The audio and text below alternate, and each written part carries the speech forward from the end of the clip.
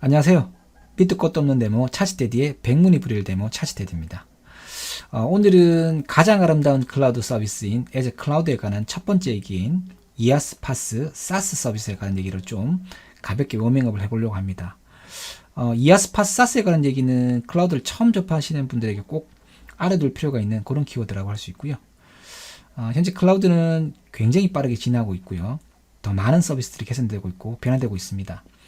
이 클라우드의 수많은 서비스를 구분짓는 그 첫 번째 발걸음인 서비스 이아스, 파스, 사스에 관한 얘기들을 좀 살짝 정리해 보도록 하겠습니다.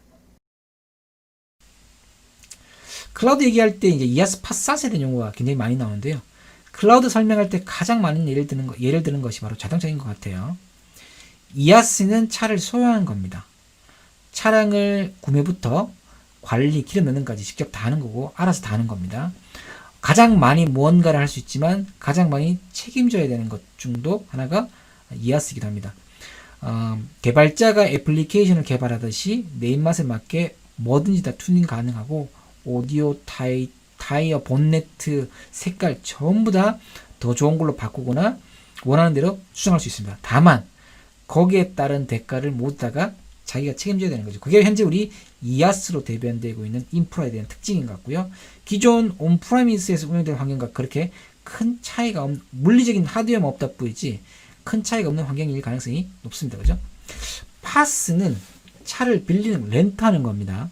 차를 구매하진 않지만 직접 운전도 하고 작은 변화긴 하지만 대시보드에다가 뭔가 올리거나 자기가 불편하면 시트도 바꿔 탈 수 있습니다.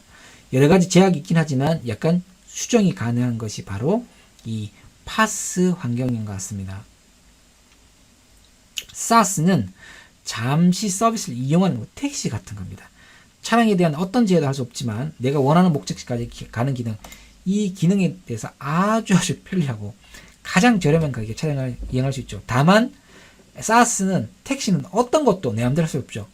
파스까지만 해도 내가 원하는 대시보드에 올리거나 카드 오디오를 바꾸거나 혹은 블랙박스 짜거나 그걸 갖다가 이제 렌트 회사에서 할 거냐 아니면 개인이 할 건지 약간 그 기준이 좀 불분명한 부분이 분명히 존재하긴 하지만 어찌됐든 파스까지만 해도 렌트한 차를 레이미로, 리스한 차를 레이미로 바꿀 뭔가 있다는 거죠. 근데 사스는 아예 택시는 손댈 수가 없죠.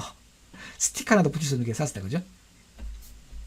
그래서 이 IT 환경뿐만 아니라 우리 클라우드 환경을 좀 좁혀봐도 현재 가장 아름다운 형태는 온전히 다 책임져야 되는 이아스보다는 하나도 건들 수 없는 사스보다는 파스 형태의 서비스가 가장 아름다운 형태의 서비스일 수 있다는 겁니다.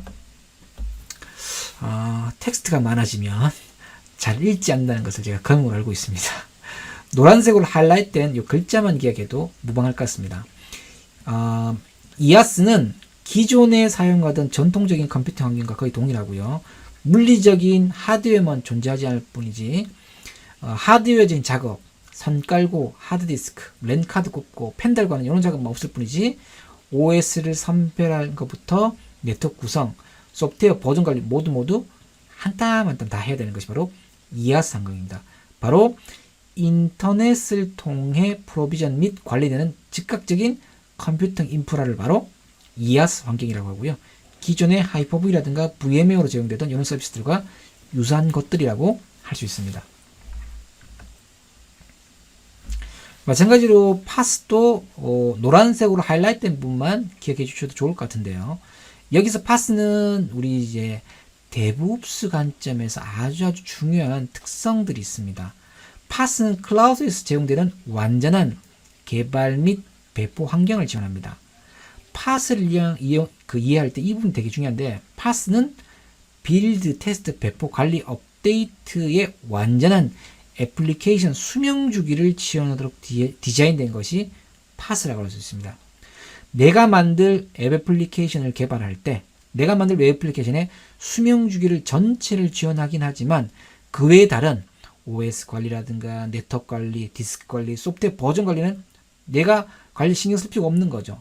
다만 내가 다뤄야 될 애플리케이션과 데이터에 대해서만 집중할 수 있고 거기다가 이 애플리케이션에 대한 빌드, 테스트, 배포, 관리, 업데이트 완전한 애플리케이션 수명 주기를 지원하도록 디자인된 것이 바로 파스라고 할 수 있습니다. 아마 개발 환경에 있어서 가장 아름다운 모습인 것 같아요. 그죠? 내가 개발할 개발 코드에만 집중할 수 있는 환경이 바로 파스인 것 같습니다. SaaS는 클라우드 기반 앱에서 연결해서 이를 사용하는 겁니다. 개발자가 비비고 들어갈 틈도 없고 완전하게 개발된 소프트웨어 솔루션을 공급자로부터 공급받아서 사용하는 겁니다. 대표적인 서비스로 메일 서비스가 있습니다. 뭐 구글이라든가 뭐 네이버, 다음에 저희 그 HTML도 그렇고요. 메일 계정을 생성해서 쓸 뿐이지 거기에 어떤 개발 작업이 개발될 여지는 없습니다. 물론 이제 파스에다가 뭐 에저 펑션이라든가 뭐 로직앱 이런 서비스를 연동해 쓰기도 하지만 그런 경우에는 뭐 파스를 위해서 별도로 인터페이스 API를 제공해 줄 때 얘기겠죠. 그죠? 어쨌든 간에 SaaS는 내가 집중될 거가 없는 완전한 소프트웨어 솔루션을 제공해서 쓰는 것을 말하는 겁니다. 종량제 형식으로. 서비스 범주별로 관리 영역으로 구분해 볼 수도 있을 것 같은데요. 온프레미스가 하드웨어 영역부터 소프트웨어까지 1부터 10까지 모두 관리해야 되는 영역이라면, 보시면 슬라이드 보시게 되면 이렇게 온프레미스가 파란색이 지금 사용자가 관리에 개입을 해야 되는 영역을 표시하고 있는데요. 온프레미스가 처음부터까지 다 사용자가 알아서 해야 된다면 이아스는 하드웨어가 쏙 빠져 있고요. 파스는 플랫폼이 쏙 빠져 있고 사스는 서비스만 남아있게 됩니다. 이 영역, 쉽게 말하면 사스는 아예 우리 사용자가 집중될 영역이 없다는 얘기고요. 그죠? 그래서 주로 AZ104 앞에 가정이었을 것 같은데 이 어드민에서는 주로 이 이아스 중심의 내용들이 많이 담겨 있고요. 그리고 지금 현재 여러분 들고 계시는 AZ204 디벨롭은 파스 중심의 내용들이 담겨 있습니다. 그리고 AZ400 그 뒤에 혹시 여러분들 들으실 수 있는 데브스는 주로 이 이아스하고 파스를 좀 버무려서 운영관점의 얘기들이 좀 담겨 있다고 할 수가 있습니다. 참고하시기 바라고요. 클라우드를 초기에 도입할 때는 이아스로 시작해가지고 클라우드의 중요한 경험치가 쌓이고 나면 비용 절감을 경험하게 되고 시간이 점차 지나고 나면 이제 그 비용 절감 효과가 좀 끝이 나고 약간 정리가 되고 이 조직은 이제 효율하고 혁신을 위해서 파스를 도입하게 됩니다. 이아스로 시작하긴 했지만 이아스만으로는 클라우드로 가기엔 좀 효율과 혁신이 좀 부족하다는 걸 느끼게 되고요. 여기에다가 이제 관리 비용이라든가 뭐 보안 비용, 운영 비용, 등등을 이제 혁신하기 위해서 파스로 넘어가게 됩니다. 다만 이 슬라이드 좀 안타까운 것은 이아스는 efficiency라고 표현하고 있고 파스는 innovation이라고 표현을 하고 있습니다. 좀 안타깝지만 이아스 환경은 기존 환경, 인프라 환경을 클라우드 넘어갔을 때 어느 정도 효과를 보고요. 효과를 보고 비용 절감이라든가 여러 가지 관리 효율성, 유연성 등을 가질 수 있는데 파스는 단순하게 그 표현뿐만 아니라 이노베이션이라고 표현하고 있는데 왜냐하면 이아스까지만 해도 우리가 관리해야 할 인프라가 존재하는 단계였잖아요. 클라우드긴 하지만 여전히 하드웨어만 없다 뿐이지 물리적으로 관리해야 될 인프라가 존재하는데 파스로 넘어가면 관리해야 할 인프라가 없는 게 아니라 있긴 하지만 관리할 필요가 없는 인프라가 돼버린 거죠. 쉽게 말하면 이 환경일 때는 관리해야 할 리소스가 필요했지만 이 환경일 때는 관리할 리소스, 쉽게 말하면 사람이라는 리소스가 필요 없는 단계일 수도 있기 때문에 여기서 이노베이션이라고 표현한 건 아닐까라고 생각을 하고 있습니다. 대체로 이제 조직은 이제 이아스보다는 파스로 전환하기 위해서 굉장히 많은 노력을 하고 있는 것 같고요. 최근 이제 클라우드 시장도 이아스는 약간 무르익은 것 같고 느낌이요. 대체로 이아스 환경의 클라우드는 저희 애저뿐만 아니라 AWS 혹은 그 GCP 같은 서비스들도 충분히 이아스 관련 서비스를 드라이브하고 있는 것 같고 이제 승부는 파스에서 나는 거죠. 마이크로소프트는 이 파스 관련한 서비스에 대해서 굉장히 강력하게 드라이브하고 있고요. 초반부터 이제 분명한 이아스 시장은 타사가 좀 AWS가 좀 어느 정도 차지하고 있다는 걸 우리 모두 알고 있습니다. 마켓 자체가 사이즈가 달랐기 때문에 이아스 자체는 이제 판이 어느 정도 굳어졌다고 보고 파스로 집중해서 최근에 마이크로소프트는 확실히 파스 시장에서는 투자를 나타내고 있는 것 같고요. 그러면서 빠르게 AWS 가지고 있던 시장을 애저 쪽으로 많이 좀 가지고 있다는 것을 우리가 모두 다가 알고 있고요. 그리고 지금 1, 2 업체인 AWS하고 애저가 지금 이 시장을 주도하고 있고 3위 이하 업체에서는 뭐 이 시장을 주도하고 있다기보다는 좀 따라오고 있는 형국이 인 것으로 보여진다고죠.